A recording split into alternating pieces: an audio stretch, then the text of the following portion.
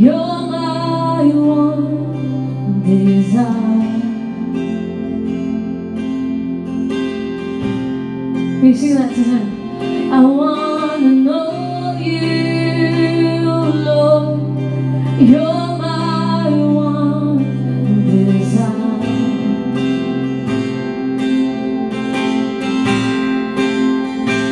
I wanna know you, Jesus. You're my one desire. You're my desire, Jesus. Only you. Oh, I wanna know you, Lord. You're my one desire. So I give you my worship,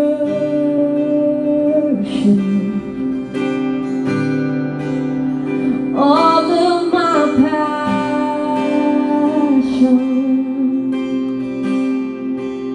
I give you my whole heart, all my devotion. Say, I give you, Lord, I give you my worship,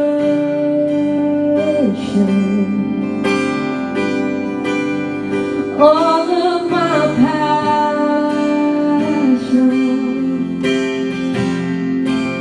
I give you my whole heart, all of me, all my devotion.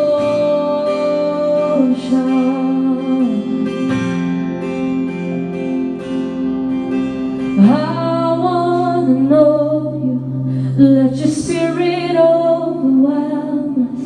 Let your presence overtake my heart. And I wanna know you. Let your spirit overwhelm me. Let your presence overtake my heart. Come on, let's sing that out tonight. I want to know you. Let your spirit overwhelm us. Let your presence overtake my heart. I want to know you. Let your spirit overwhelm me. Let your presence overtake my heart. I want to know you more.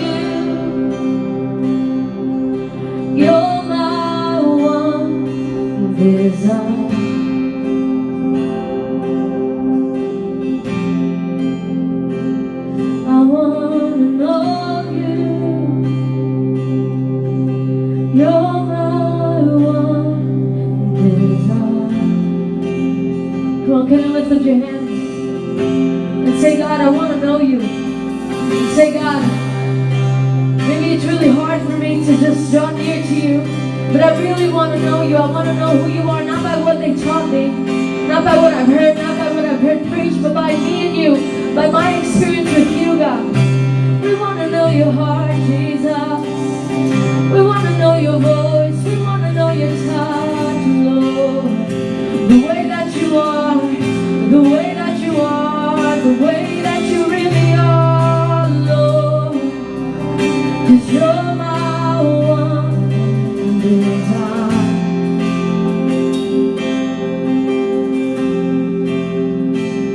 I want to know you. You're my one desire.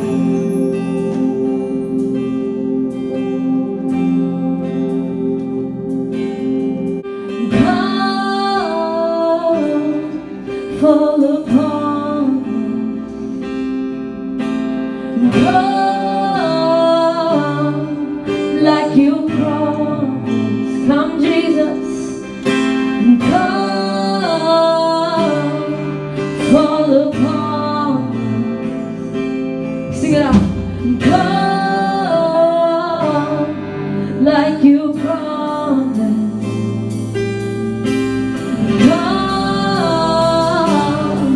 Fall upon me.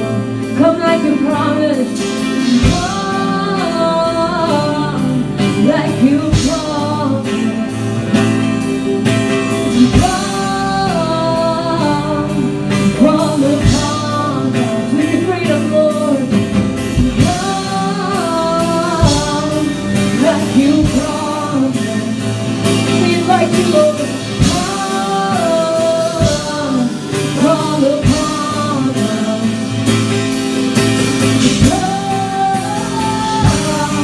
Like you promised. Come, fall upon us. Come, like you promised. Come, fall upon us. Come like you promised. Come, like you promised. We invite you, Lord. Come, fall upon us. Come, Lord. Come, like you promised. Come, fall upon us. Come, declare it. Come,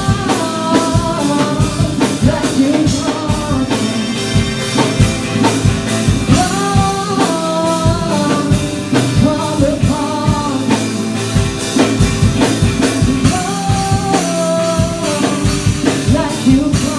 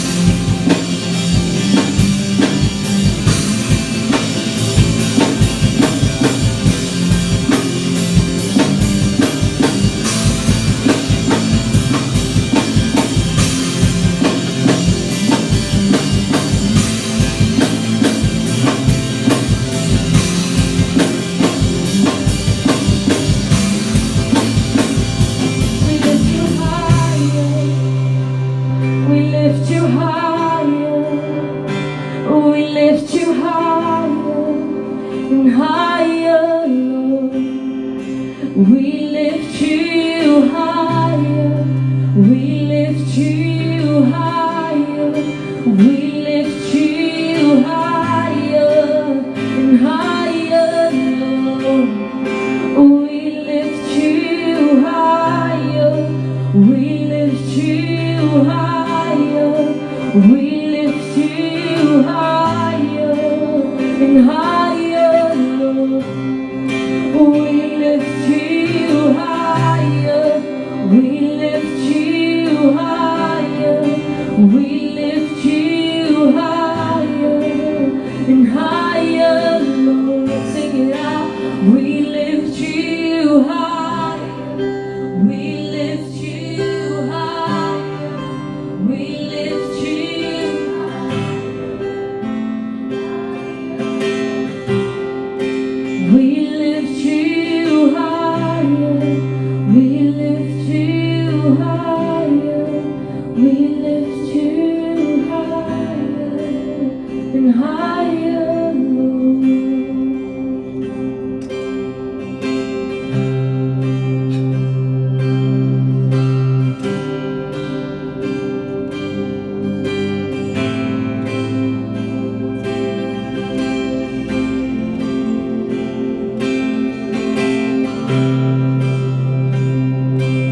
We lift you high, Lord.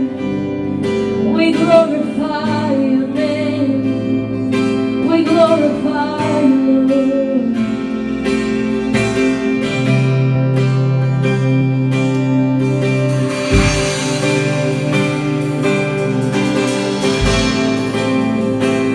I want you to close your eyes. You know, when we sing, we lift you higher. We're not just singing words. We're not just singing to just a pretty song. We lift His name on high. We're not singing that. We're declaring that because there is power when you worship. If you're going through a rough time, if you're going through cancer in your family, if you're going through possessed people around you in your family, or whatever it is that you're struggling with, or whatever it is that you're going through that's hurting you inside, when you lift His name higher than the problem, higher than the circumstance, higher than whatever it is that's inside of you, higher than everything, He comes and He changes you. He comes and He changes our circumstance. He comes and He heals. He comes and He restores families.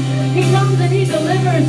He comes and He does what no one can do. He does the impossible because our God has got to be impossible. Nothing is too big. Nothing is too wide. Nothing is too dangerous. Nothing is too risky. When it comes to the name of Jesus, He's the name above all names. Oh, so we know we lift you high. Oh, we lift you higher. We lift you higher. We lift you higher. Higher, Lord. We lift you higher. We lift you higher. We lift you higher. Higher, Lord. We lift you higher. We lift you higher. We lift you higher. And higher, Lord. We lift you higher. We lift you higher. We lift you higher. Higher, let it rise. Let it rise. Let it rise. Jesus, the name of Jesus. We declare your name, Lord. We declare your goodness, Jesus. You are powerful. You are wonderful. All darkness got out to bow before the name of Jesus. So we prophesy the name of Jesus. Blowing up in this room tonight, God. Breaking chains in this room tonight, God. Delivering us in this room tonight, God. We pray, come, Lord. Come, Jesus. Come, Jesus. Come, Lord.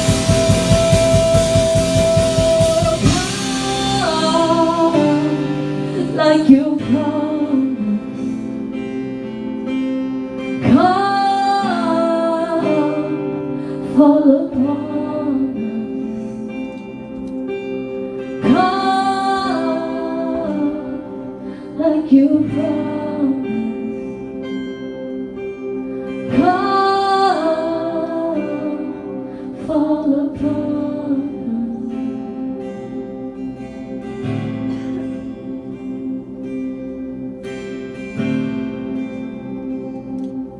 'Cause your love never fails and never gives up, never runs out on me. Your love never fails and never gives up, never runs out on me. Your love never fails and never gives up, never runs out on me. Your love.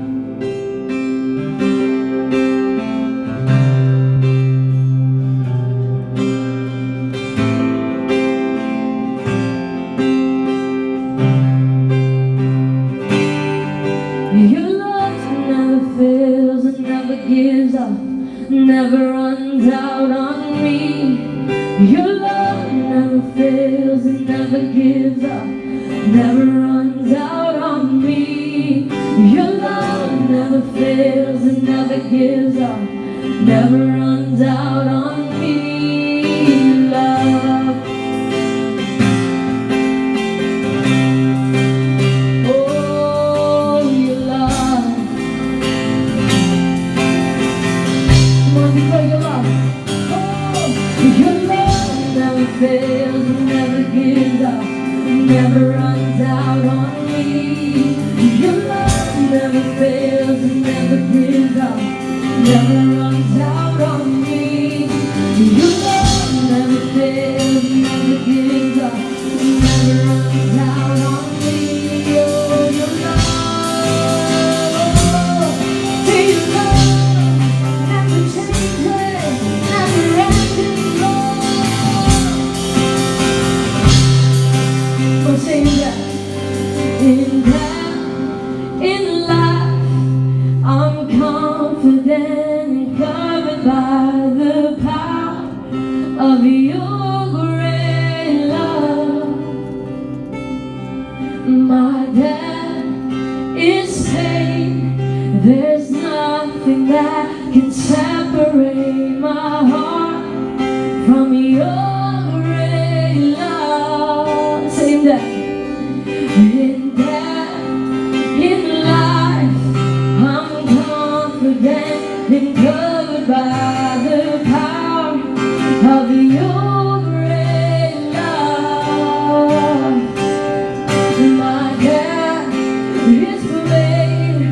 There's nothing that can separate my heart from your great love. Come on, sing that, we believe it. In death, in life, I'm confident and covered by the power of your great love. Oh, my debt is paid. There's nothing that can separate my heart from your great love. Your love never fails and never gives up, never runs out on me. Your love never fails and never gives up, never runs out on me. Your love never fails and never gives up, never runs out on me.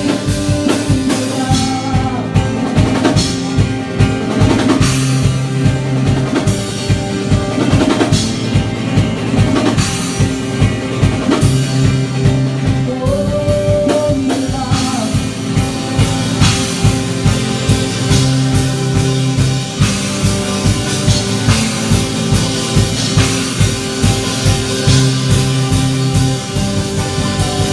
I want to know, let your spirit overwhelm me, let your presence overtake my heart.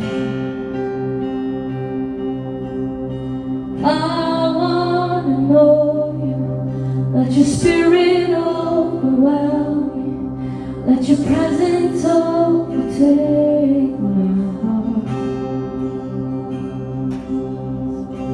I want to know you, let your spirit overwhelm me, let your presence overtake my heart. I want to know you, let your spirit overwhelm me, let your presence overtake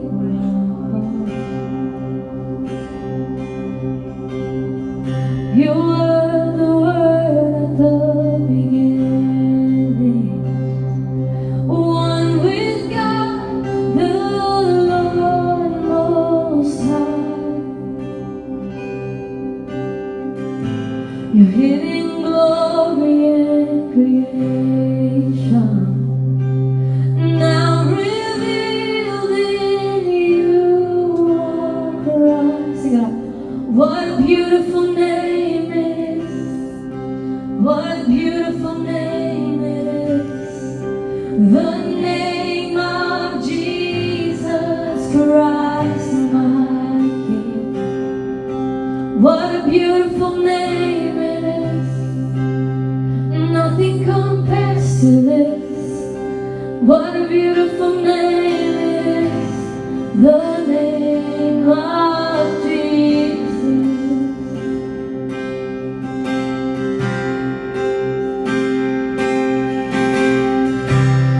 Didn't want heaven without us. So Jesus, you brought heaven down. My sin was great, your love was greater. What could separate us now? What a wonderful name it is. What a wonderful name it is. The name of Jesus Christ, my King. What a wonderful name it is. Nothing compares to this. What a wonderful name it is. The name of Jesus. What a wonderful name it is. What a wonderful name it is. The name of Jesus Christ, my King. What a wonderful name it is. Oh, nothing compares to this. What a wonderful name it is. The name of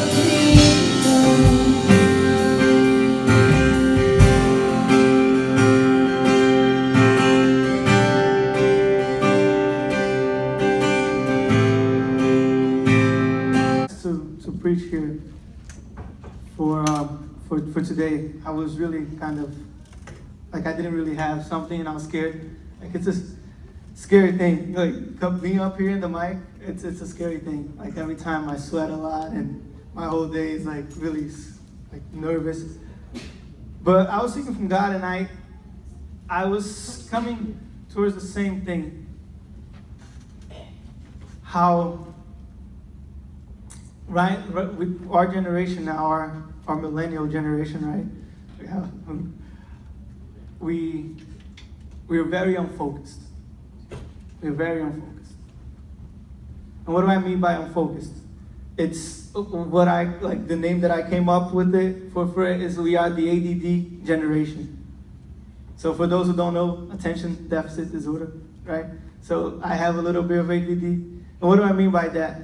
Just a quick poll real quick. Who could sit in front of a TV and watch a whole movie without touching your phone once? Yeah, we got one, we got two, three. Three people that could sit in front of a TV watching a movie and not touch your phone once to check social media, instant message, whatever. So that's what I mean. Like I can't. I personally, I can't. Like I'll sit in front of the TV, I'll put a movie, and I'll just check out my phone, and people are like, are you even watching? Yeah, I'm watching. I'm watching with my ears, okay? Just let it be. But a lot of times we're the ADD generation. So we're losing focus many times. So just to get us started, I want us, you guys don't have to open if you don't want to, Matthew 6, right? For those who are in roots, they're like, oh, why is he gonna ruin everything? Matthew 6. Sorry guys, I'm still getting used to this Bible here. Matthew 6, verse 25. So it says, therefore I tell you, do not be anxious about your life, what you will eat or what you will drink, nor about your body, what you will put on. Is not life more than food, and the body more than clothing? And then I want to jump to verse 33 where it says, but seek first the kingdom of God and his righteousness, and all these things will be added to you. So I know it here is talking about a little bit of anxiety, but I want us to change that word anxious to focused. So if we change that the word anxious to focused, we get, therefore I tell you, do not be focused about your life, what you eat or what you will drink, nor about your body, what you put on or you put on. So a lot of times we start this walk with God, and in the beginning, it's always wonderful, right? And we're like, God, I'm so dependent on you, and God, I'm completely focused on you, and it's me and you, and we're gonna get there, God. And we're walking, right? We're walking. Oh, butterfly. So then we turn away. The little things that catch our focus, that make us lose our focus. And then when we notice, a lot of times when we notice that we lost that focus, we're already far from where we should be. And then we have to try to regain that focus again.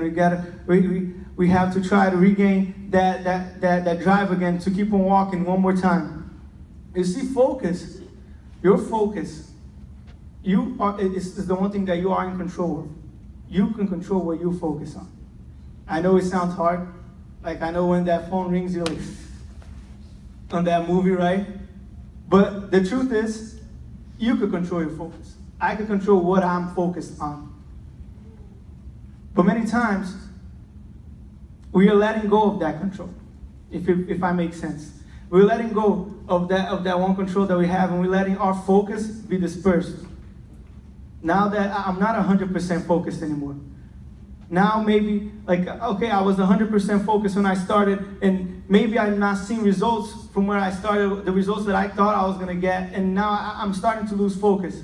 Or maybe something showed up that, like, guys, I'm not only talking about sin and about maybe leaving the path of God. No, I'm talking about many times we're focused on God, right? And like here, food and clothes, it's not a sin. It's not a sin to want food and to want clothes. Like, if you don't have food, you're not gonna live, you know, if you don't have clothes. But what he's saying is, don't let that be your focus. Don't let that worry you.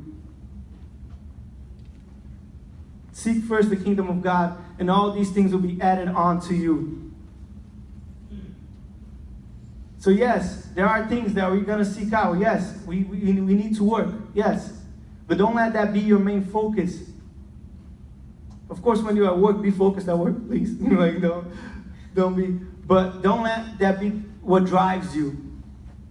Your friends, don't let that be what drives you. You know, we're losing focus little by little in our relationship with God. We're losing focus in walking one by one. We're singing here, I want to know you. I want to know you, let your spirit overwhelm me. I want to know you. To know somebody is to have a relationship with them.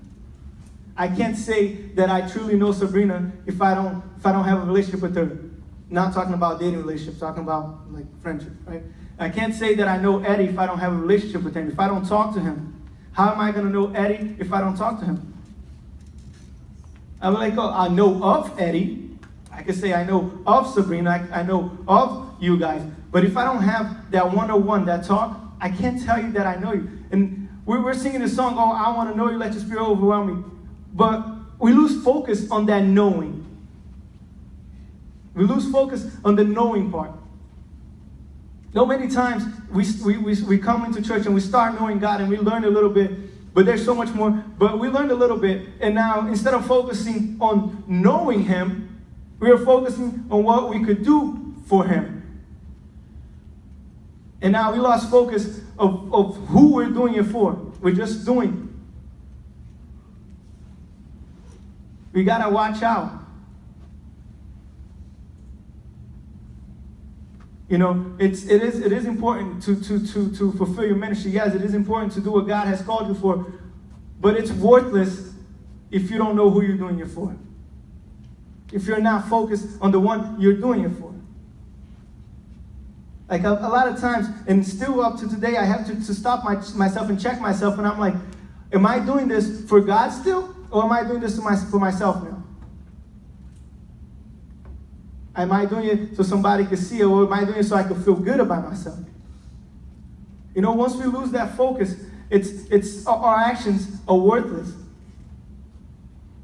In 1 Corinthians 13,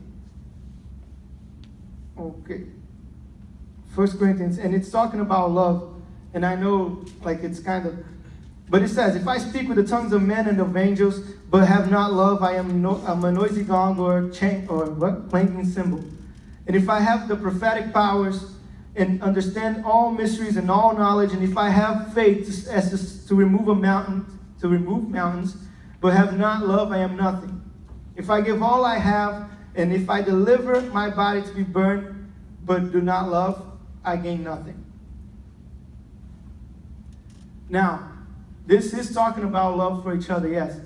But I could also see in a way, if I do all these things, but I don't have that love for God, if I'm doing it just because, or maybe just because maybe it makes me feel good, just because maybe people are seeing it and the way they see me makes me feel good, we lost our focus. If I'm doing it just because, yeah, like maybe I'm making my parents proud, or maybe we lost our focus. It's time for us to refocus ourselves. It's time for us to take look at Jesus.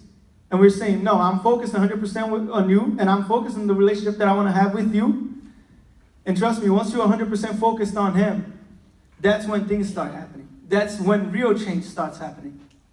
That's when you're able to reach the people out there. That's when you're able to pray for somebody and see their disease be healed. That's when you're able to see people rise from the dead. But if I'm just focusing on seeing somebody rising from the dead, it might even happen. Yes, I'm not saying it won't happen. It might. But it will mean nothing.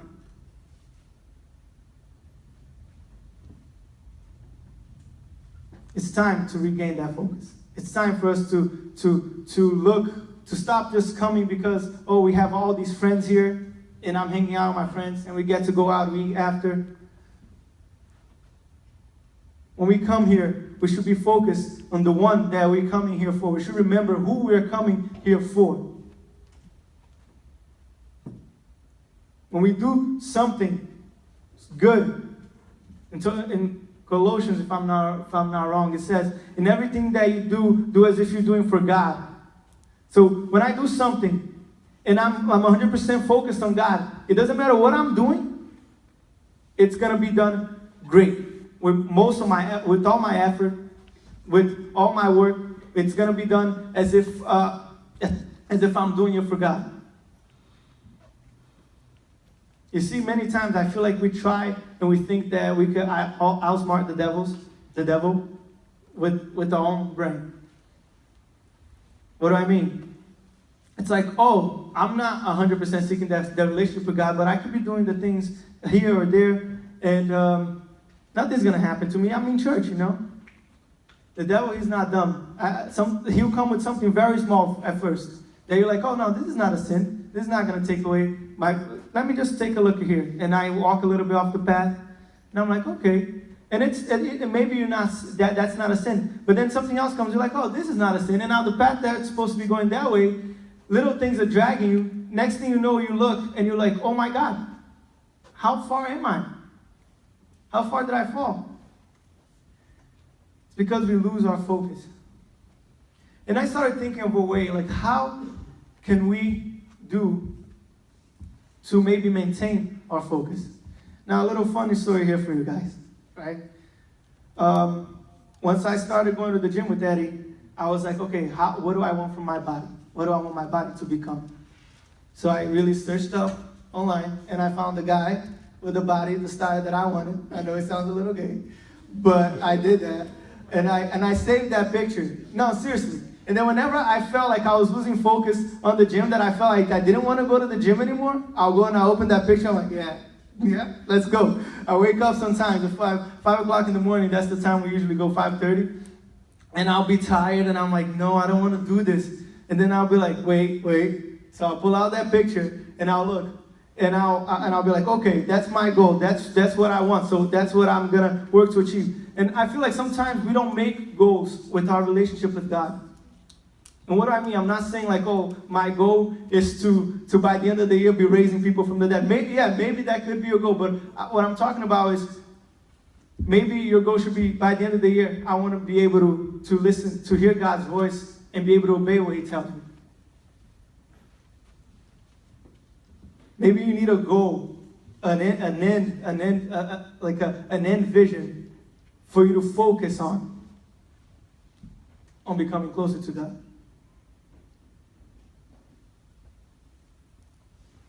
I know I'm very goal-oriented. I'm the type of person that I'll be like, this is what I want, so I'll work until I get this. We need to refocus, guys. I feel like we come in here on Fridays, and it's been like, it's great, right? We have worship is great, and we have the word. But it's every Friday, it feels like it's the same. We come, we cry, say, oh God, forgive me, I did this and that. Oh God, I want to change.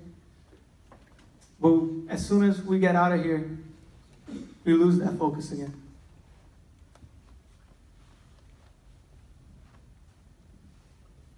We don't look at what we just said. We don't keep on our eyes on the target.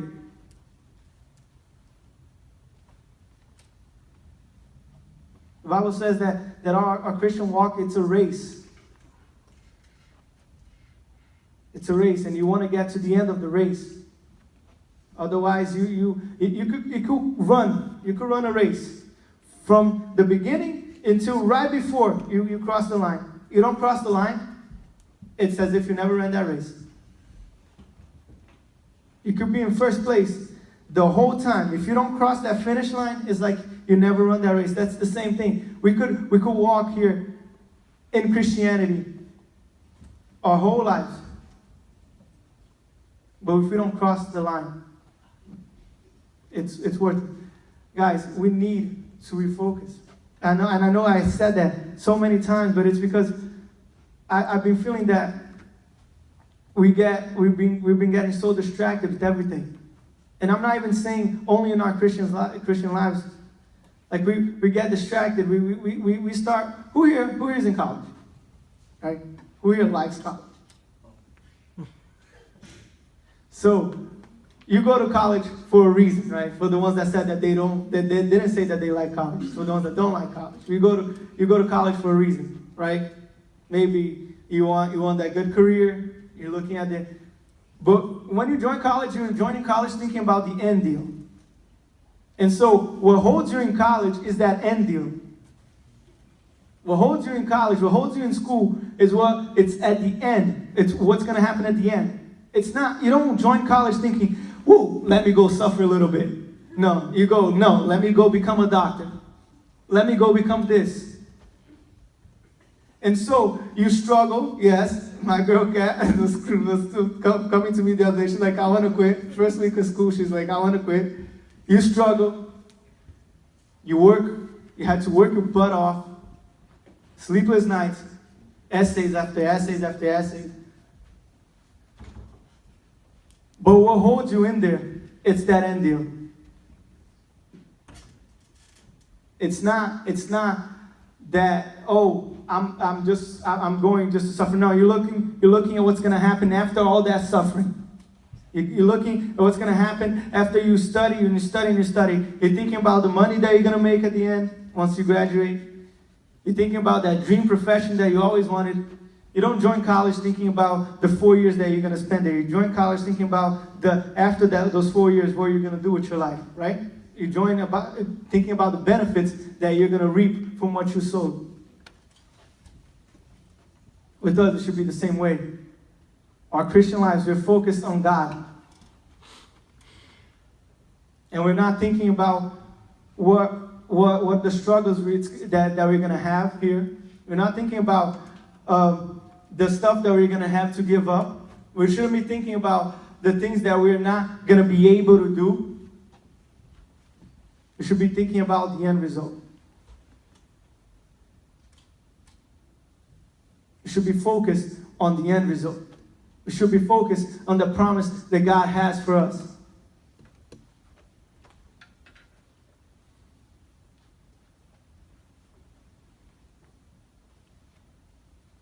It's really easy to get distracted. It's really hard to regain that focus. And that's the truth. It's really easy for you to fall away from the path. It's really easy for you to walk away, for you to do all these things. Now, once you're on those things, it's so much harder for you to come back in the path, for you to walk.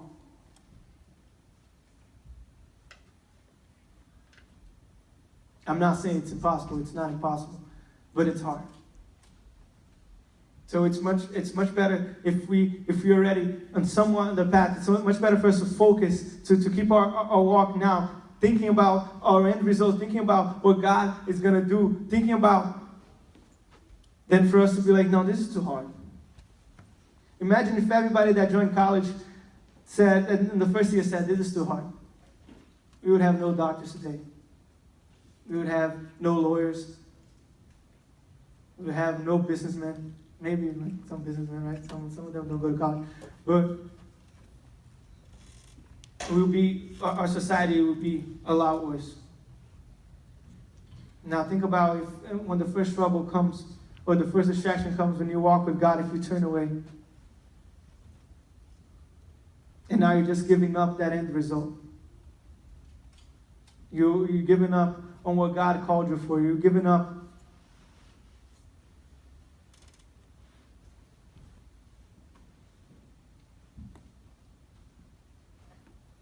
And then maybe when you try to come back, you see somebody at the spot that used to be yours. And that's a bad feeling, guys. Like I told the guys that were with me on Sunday, it's the feeling that you missed the bus.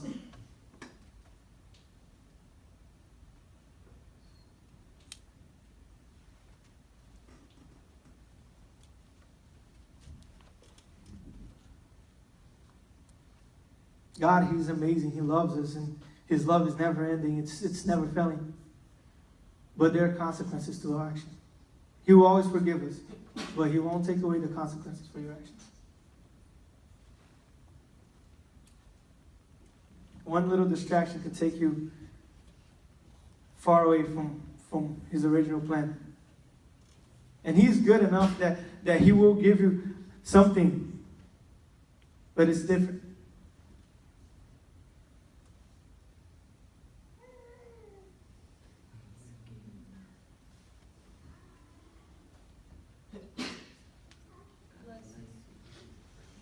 Just imagine if we were a church where everybody was focused on God.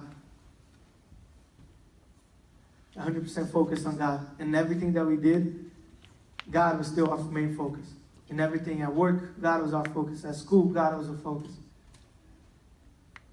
Just imagine that. Just imagine all the wonderful things that would be happening. I believe that in the times of the church from Acts, the apostles, the disciples, they were still 100% focused on Jesus. They were still 100% focused on the calling that Jesus made to them. And that's why things happen.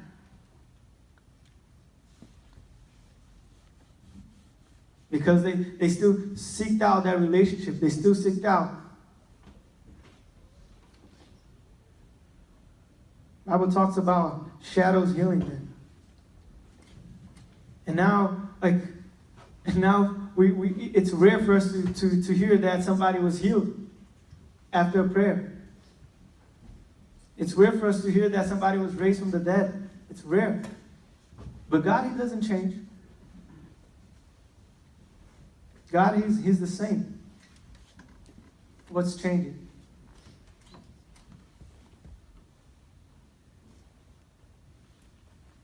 It's a sad reality.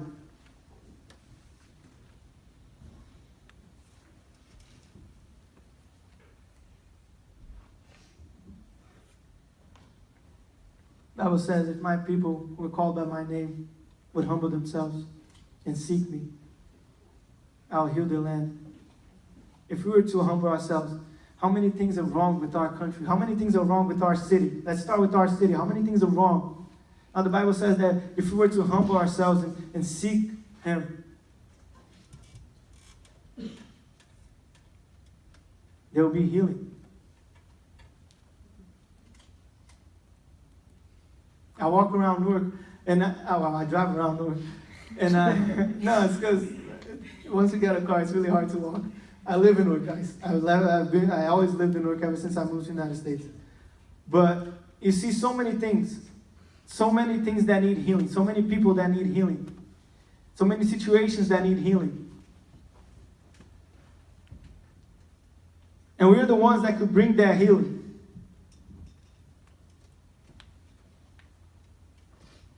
We're the ones that could bring that peace. But we're not focused. We let other things in life capture our focus. Or steal our focus. And then we come here on a Friday, we come here on a Sunday, we come here on whenever you come to service, and we have that 2 hours of focus. And it's amazing. And God is like, no, that's not how it's supposed to be. That little amazing time that you had, that's not supposed to end. I'm not supposed to leave here and it's like an off switch, poof. No, it's supposed to be continuous. Wherever I go, it's supposed to be the same thing. And like if I'm focused on God, if I'm walking with God and I'm focused on Jesus, and I'm just like, I'm walking to the supermarket and I see something where Jesus is needed there, and I'm just like, here, situation, have Jesus. And that situation is fixed. And I'm going to school and I see something where Jesus is needed, and I'm like, have Jesus. Because I'm focused. Yes, I am doing other things. I'm not just in church and I'm not just praying 24/7. I am doing other things. But my main focus is still here.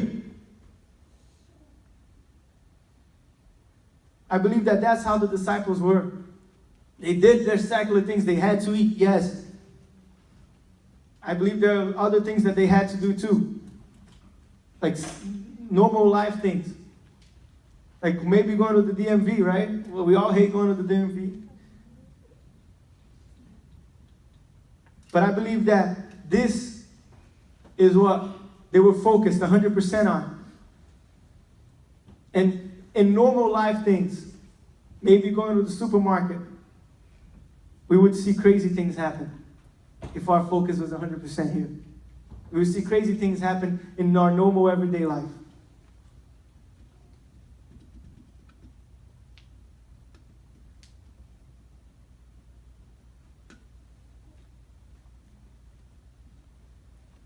You need to wake up.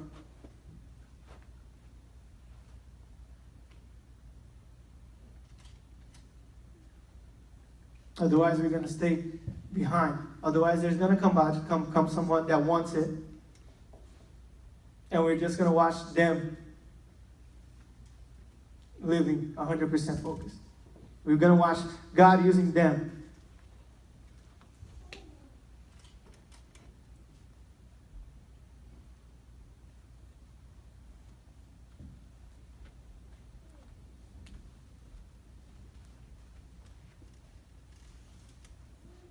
It's sad, guys. Because I read the Bible, I read the book of Acts, and I'm just like, God, that time must have been so amazing. And sometimes I'm like, I wish I lived in that time. And then God is like, you could live in that time. You could live the same exact thing that they lived. We could live. We have access to it. The same God that walked with them is the same God that walks with us. The same Holy Spirit that walked with them is the same Holy Spirit that walks with us. It's the same one that's knocking at the door, begging, hey, focus yourself on me.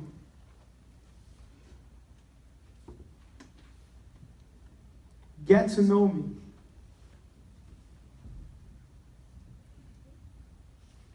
Listen to me.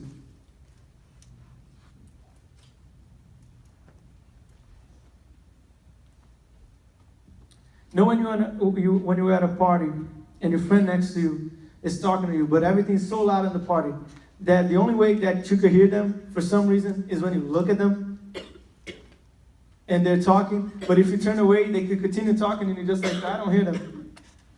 I feel like that a lot of times that's how it is with God. We're in a world where everything is noisy. And the only way that we hear God is when we turn to Him. When we're looking at Him, when we pay attention to Him.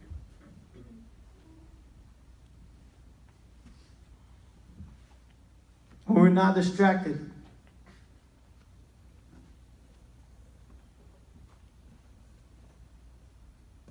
It's time for us to regain focus.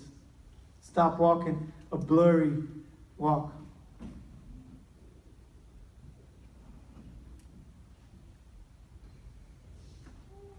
It's time for us to stop getting distracted by the little things, by insignificant things.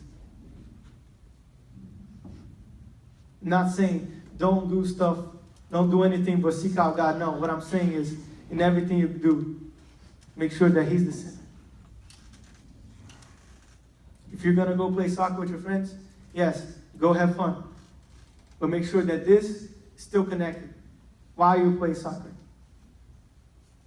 You want to play video games, make sure that this is connected while you play video games.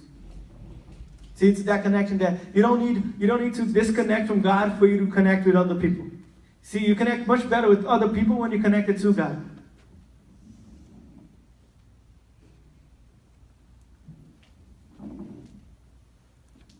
You connect much better with people around you when you're connected to God. If the worship could come up. I know this was really short, but the only thing that God put in my heart is that it's time for us to focus. It's time for us to turn back, to look at Him. Stop looking at stuff outside. Stop looking at stuff around us. The things that happen around us, it's allowed by God.